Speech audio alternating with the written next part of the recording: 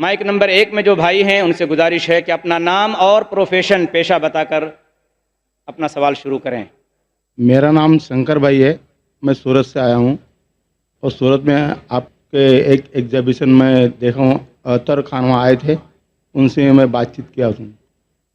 تو میرا سوال یہ ہے کہ اسلام پاک ناپاک میں بہت مانتا ہے۔ ابھی جب بینم آتا ہے، ایم سی پیریڈ میں رہتی ہے، تو ان کو نماز ادا کرنے کا موقع نہیں دیا جاتا جہاں تک کہ وہ پیریڈ میں ہے۔ اور پھر جب انسان ماتا کے اندر میں اس کا جنم ہوتا ہے، تو وہی ایم سی پیریڈ میں جو ایم سی پیریڈ کا جو مٹیریل ہے اس سے انسان کی جسم بنتا ہے۔ تو پھر کیا ہمارا پورا شریر پاک ہے یا ناپاک ہے؟ اس کے بارے میں سمجھانے کا پریاس کیجیے۔ بھائی صاحب کا بہت اچھا سوال ہے۔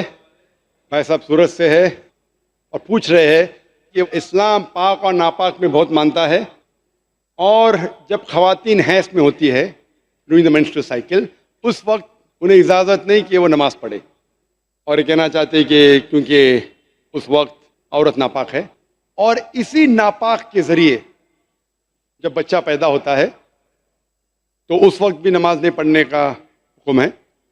اور اس کا مطلب یہ، کیا ہر انسان ناپاک پیدا ہوا؟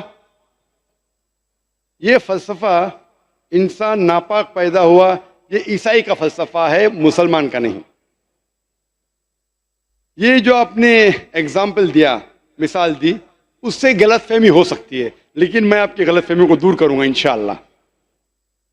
کیونکہ میڈیکل ڈاکٹر ہوں، میں جانتا ہوں کہ عورت جب حیض کے وقت ہوتی ہے during the menstrual cycles, there are various psychological changes, جو دماغ کی جو چینجز ہوتے psychological, many physiological changes take place. تو اس چینجز کی وجہ سے اللہ سبحانہ و تعالیٰ نے عورتوں کو چھوٹ دی ہے کہ ایسی حالت میں آپ نماز پڑھنے کی آپ کو ضرورت نہیں، چھوٹ ہے۔ چھوٹ مطلب کنسیشن۔ تو جب کسی آدمی کو یا عورت کو کنسیشن دی جاتی، اس کا مطلب نہیں کہ یہ اسے ذلیل کر رہا ہے، سمجھ رہے اپنا؟ تو چھوٹ دی جاتی کہ آپ اس وقت جب حیض کی حالت میں آپ کو نماز پڑھنے کی ضرورت نہیں ہے، سمجھ رہے اپنا؟ تو اسی طریقے سے یہ کہنا کہ انسان ناپاک پیدا ہو بالکل غلط ہے، کیونکہ اللہ کے رسول کی حدیث بھی ہے، ہم جب پیدا ہوئے، جو قرآن کی آیت ہے، ہم پیدا ہوئے منی سے، semen, ovum as well as sperm, مل کے زائگوٹ ہو جاتا ہے۔ اس کو ہندی میں کیا کہتے، اردو میں کیا کہتے، ذرا میڈیکل اسٹڈیز کیا، میں انگریزی میں کیا ہوں، تو مین sperm and ovum meet, it's called as zygote. آپ سمجھے نا؟ تو اس کا مطلب ہمیں جب منی نکلتی ہے ہمیں نہانا فرض ہے، لیکن اس کا مطلب یہ نہیں کہ منی ناپاک ہے۔ جب ہم بستری کرتے ہیں، جو ذہنی حالت ہوتی ہے وغیرہ، اس کے وجہ سے نہانا ضروری ہے نماز پڑھنے کے پہلے، اس کا مطلب یہ نہیں کہ منی ناپاک ہے۔ قرآن اور حدیث میں کہیں بھی نہیں لکھا ہے کہ منی ناپاک ہے، لیکن اکثر لوگ غیر مسلمان بھی سمجھتے ہیں کہ منی ناپاک ہے۔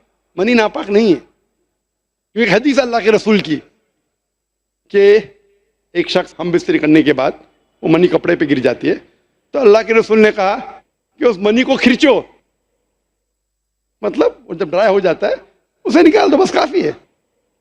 تو یہ کہنا کہ منی ناپاک ہے، یہ ہماری غلط فہمی ہے۔ منی ناپاک ہے ہی نہیں، کیونکہ منی سے ہم پیدا ہوتے۔ تو اسی طریقے سے یہ سوچنا کہ انسان ناپاک پیدا ہوا بالکل غلط ہے، یہ عیسائی کی سوچ ہے، man is born in sin, human being. تو الحمدللہ جو قرآن کی آیت ہے من من یمنا، ایک سپرم سے پیدا ہوئے، اور کئی جگہ لگا کہ ہم مکسڈ فلوئڈ سے، سورہ انسان سورہ نمبر 76 ورس نمبر 2 میں، کہ ہم نے انسان کو بنایا ہے امشاج سے، مطلب مکسڈ فلوئڈ سے۔ تو اس کا مطلب جو عورت میں اووم ہوتا ہے، جو مرد میں منی سپرم ہوتا ہے، اس سے انسان پیدا ہوا، اور کہیں بھی نہیں لکھا ہے کہ ناپاک ہے۔ Hope the answers the question. کوئی بھی مذہب، کوئی بھی دھرم سمجھنے کے لیے ہمیں دھرم کے ماننے والوں کو نہیں دیکھنا چاہیے، کیونکہ اکثر دھرم کے ماننے والے یا مذہب کے ماننے والے خود نہیں جانتے ان کا دھرم یا ان کا مذہب کیا کہہ رہا ہے۔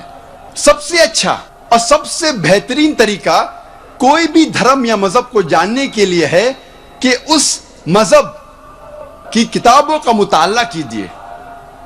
اسی لیے اگر ہم ہندو دھرم کو جاننا چاہتے ہیں تو ہمیں ہندو کو نہیں دیکھنا چاہیے، ہمیں تحقیق کرنا چاہیے ہندو دھرم کی کتابوں کا۔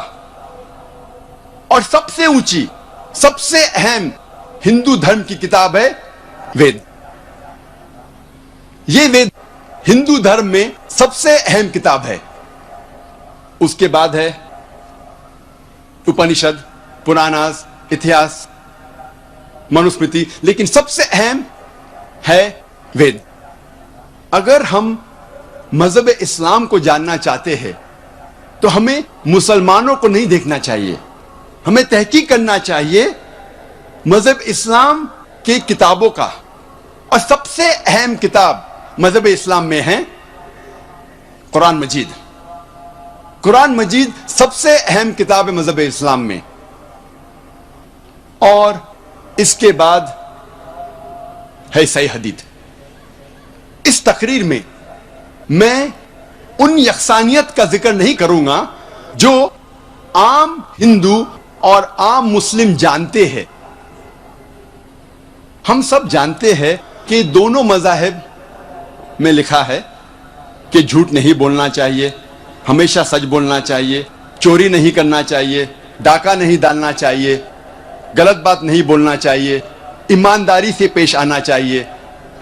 یہ چیزیں جو عام ہندو اور مسلمان جانتے ہیں، میں اس کا تذکرہ اس تقریر میں نہیں کروں گا۔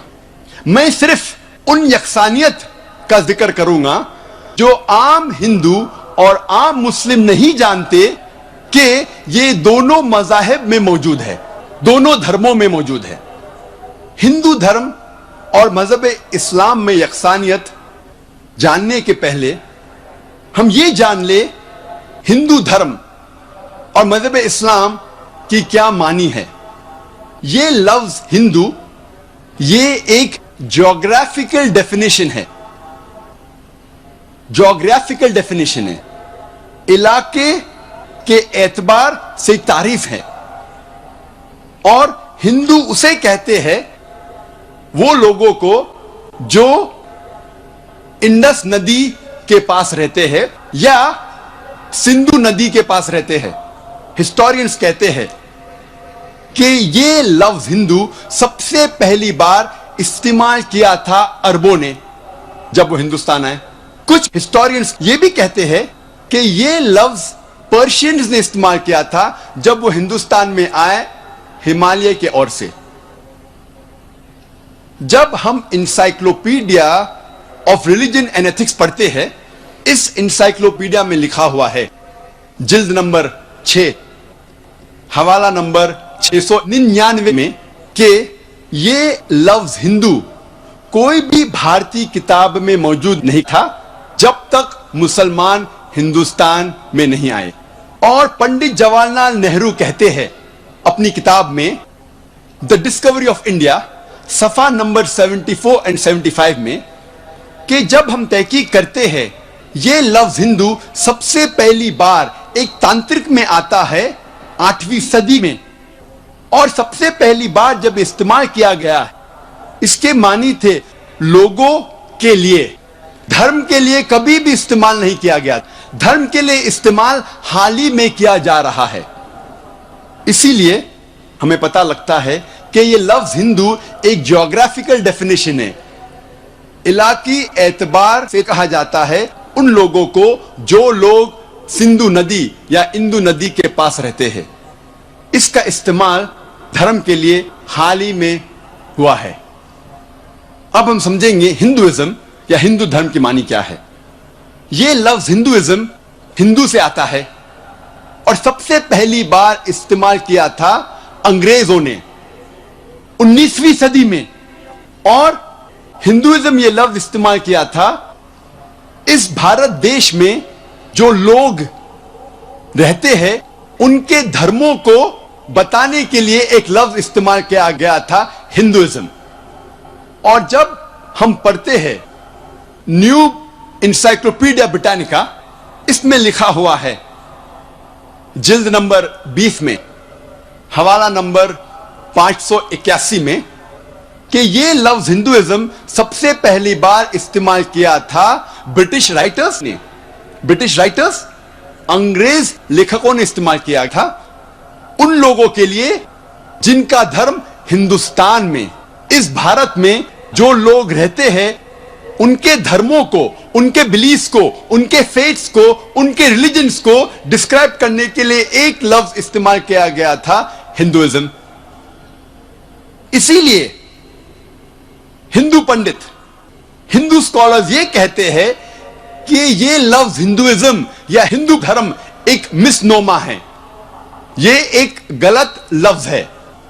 सही लफ्ज होना चाहिए सनातन धर्म या वैदिक धर्म, क्योंकि वो कहते हैं कि हम वेदा में मानते हैं, और स्वामी विवेकानंदा कहते हैं कि ये लफ्ज हिंदू गलत इस्तेमाल है, होना चाहिए वेदांतिस्ट, क्योंकि स्वामी विवेकानंद कहते हैं कि हमें मानना चाहिए वेद को। इसलिए सही लफ्ज है वेदांतिस्ट और वैदिक धर्म या सनातन धर्म। अब हम तस्करा करेंगे इस्लाम का। यह लफ्ज इस्लाम आता है सलम से, जिसके मानी है अमन या सलामती। यह लफ्ज इस्लाम सिल्म से भी आता है, जिसके मानी है अपनी रजा अल्लाह के हवाले करना।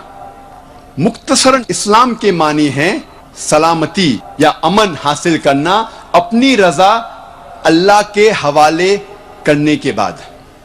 और यह लफ्ज इस्लाम कुरान और सही हदीस में कई बार आता है। इसका जिक्र कुरान में सूरह अल इमरान सूरा नंबर 3 आयत नंबर 19 में, और सूरह अल इमरान सूरा नंबर 3 आयत नंबर 85 में। और जो शख्स अपनी रजा अल्लाह के हवाले करता है उसे कहते हैं मुस्लिम। और यह लफ्ज मुस्लिम का जिक्र भी कई बार कुरान मजीद और हदीस में आता है। इसका जिक्र, मुस्लिम लफ्ज का जिक्र सूरह अल इमरान सूरा नंबर 3 आयत नंबर 64 में भी आता है, और सूरह फुसिलत सूरा नंबर 41 आयत नंबर 33 में भी आता है। और लफ्ज इस्लाम का जिक्र आता है सूरह अल इमरान सूरा नंबर 3 आयत नंबर 19 में, और सूरह अल इमरान सूरा नंबर 3 आयत नंबर 85 में। अब हम तस्कीरा करेंगे हिंदू धर्म और मजहब इस्लाम में यकसानियत। हम पहले जिक्र करेंगे हिंदू धर्म और मजहब इस्लाम के ईमान के अरकान की यकसानियत के बारे में। अल्लाह सुब्हानहू व तआला फरमाते हैं सूरह बकरा में सूरा नंबर 2 आयत नंबर 177 में, नेकी यही नहीं है कि आप अपना मुंह मशरिक या मगरिब की तरफ मोड़ो। नेकी यह है कि आप अल्लाह पर ईमान लाओ, आखिरत पर ईमान लाओ, उसके मलाइका पर ईमान लाओ, उसके किताबों पर ईमान लाओ, उसके नबियों और पैगंबरों पर ईमान लाओ। जिक्र आता है सही मुस्लिम में जिल्द नंबर 1 किताबुल ईमान में पाठ नंबर 2 हदीस नंबर 6 में, एक शख्स मोहम्मद सल्लल्लाहु अलैहि वसल्लम के पास आते हैं और उनसे पूछते हैं ईमान क्या है। अल्लाह के रसूल फरमाते हैं ईमान वो है कि आप अल्लाह सुब्हाना व तआला पर ईमान लाओ, उनके मलाइका पर ईमान लाओ, किताबों पर ईमान लाओ, पैगंबरों पर ईमान लाओ, उनके मिलने पर ईमान लाओ, आखिरत पर ईमान लाओ, और कदर तकदीर पर ईमान लाओ। हमें पता लगता है कि इस्लाम में ईमान के 6 अरकान हैं। पहला रुकन है अल्लाह पर ईमान लाना, दूसरा उसके मलाइका पर ईमान लाना, तीसरा उसके किताबों पर ईमान लाना, चौथा उसके पैगंबरों पर ईमान लाना, पांचवा آخرت پر ایمان لانا، اور چھٹا قدر تقدیر پر ایمان لانا۔ اب ہم تذکرہ کریں گے ہندو دھرم اور اسلام میں ایمان کے رکن میں یکسانیت۔ سب سے پہلا ہے خدا پر یقین لانا۔ ہم تذکرہ کریں گے ہندو دھرم میں خدا کا تصور کیا ہے۔ جب ہم کوئی عام ہندو سے پوچھتے ہیں آپ کتنے خداؤں میں مانتے ہیں، کچھ کہیں گے 3 خدا، کچھ کہیں گے 10، کچھ کہیں گے 100، کچھ کہیں گے 1000 اور کچھ کہیں گے 33 کروڑ۔ لیکن جب ہم ایک ہندو پنڈت سے پوچھتے ہیں، وہ ہندو سے جو ہندو دھرم کی کتابوں کو جانتا ہے، وہ ہندو کہے گا کہ ہندو صرف ایک بھگوان، ایک ہی خدا میں ماننا چاہیے اور ایک ہی خدا کی عبادت کرنا چاہیے۔ لیکن عام ہندو ایک فلسفی میں مانتا ہے جسے کہتے ہیں پینتھیزم۔ پینتھیزم کی معنی عام ہندو سمجھتا ہے سب کچھ خدا ہے، پیڑ خدا ہے، انسان خدا ہے، سورج خدا ہے، چاند خدا ہے، سانپ خدا ہے۔ ہم مسلمان سمجھتے ہیں کہ سب کچھ خدا کا ہے، پیڑ خدا کا ہے، انسان خدا کا ہے، سورج خدا کا ہے، چاند خدا کا ہے، سانپ خدا کا ہے۔ اہم فرق ہندو اور مسلمان میں ہے، عام ہندو کہتے ہیں سب کچھ خدا ہے، ہم مسلمان کہتے ہیں سب کچھ خدا کا ہے۔ صرف ایک اہم فرق ہے کا۔ اگر ہم اس کا کے فرق کو مٹا لیں گے تو ہندو اور مسلم ایک ہو جائیں گے۔ کیسے کرنا چاہیے؟ جس طریقے سے قرآن میں لکھا ہوا ہے سورہ ال عمران میں، سورہ نمبر 3 آیت نمبر 64 میں، تعالوا الی کلمۃ سواء بیننا بینکم، آؤ ہم اس بات کی طرف جو آپ اور ہم میں یکساں ہے۔ سب سے پہلی بات ہے اللہ نعبد الا اللہ، ہم صرف ایک ہی خدا کی عبادت کریں۔ اب ہم تذکرہ کریں گے ہندو مذہب، ہندو دھرم کی کتابیں کیا کہتی ہے خدا کے بارے میں۔ ایک اہم کتاب ہندو مذہب کی ہے اپنشد۔ یہ ہے اپنشد۔ جب ہم اپنشد پڑھتے ہیں، لکھا ہوا ہے چھندوگیا اپنشد میں پاٹھ نمبر 6 بھاگ نمبر 2 شلوکا نمبر 1 میں ایکم ایودتیم، یہ سنسکرت شلوک ہے جس کے معنی ہے بھگوان ایک ہی ہے، دوسرا نہیں ہے۔ لکھا ہوا ہے شویتا شتارا اپنشد میں پاٹھ نمبر 6 شلوکا نمبر 9 میں ناچسیہ کسج جنیتا نچ دیپا، جس کے معنی ہے اس بھگوان، اس خدا کا کوئی بھی رب نہیں ہے، اس خدا، اس بھگوان کا کوئی بھی والدین نہیں ہے، نہ پتا ہے نہ ماتا ہے، نہ باپ ہے نہ ماں ہے، کوئی بھی رکھوالا نہیں ہے۔ لکھا ہوا ہے شویتا شتارا اپنشد میں پاٹھ نمبر 4 میں شلوک نمبر 19 میں نہ تسیہ پرتیما استی، اس بھگوان، اس خدا کی کوئی بھی پرتیما نہیں ہے۔ پرتیما کی معنی عکس، سٹیچو، اسکلپچر، فوٹوگراف، پینٹنگ، یہ سب پرتیما کی معنی ہے۔ اس بھگوان، اس خدا کا کوئی بھی پرتیما نہیں ہے، نہ کوئی تصویر ہے، نہ کوئی اسکلپچر ہے، نہ کوئی سٹیچو ہے، نہ کوئی بت ہے، نہ کوئی پینٹنگ ہے۔ لکھا ہوا ہے بھگوت گیتا میں، جو سب سے زیادہ پڑھی جانے والی کتاب ہے۔ بھگوت گیتا میں بھگوان کا تصور ہے۔ پاٹ نمبر 7 میں شلوکا نمبر 20 میں all those whose intelligence has been stolen by material desires they worship demigods، جو پیسے کے پیچھے بھاگتا ہے وہ غلط خداؤں کی پوجا کرتا ہے۔ اور کچھ ترجمہ بھگوت گیتا میں لکھا ہوا ہے کہ جو آدمی پیسے کے پیچھے بھاگتا ہے وہ بت پرستی کرتا ہے۔ بھگوت گیتا میں لکھا ہوا ہے پاٹھ نمبر 10 میں شلوکا نمبر 3 میں میں بھگوان पैदा नहीं हुआ हूं, मेरी शुरुआत नहीं है, मैं सारे आलमों का रब हूं। और सबसे अहम किताब हिंदू धर्म में है वेद। जब हम वेद पढ़ते हैं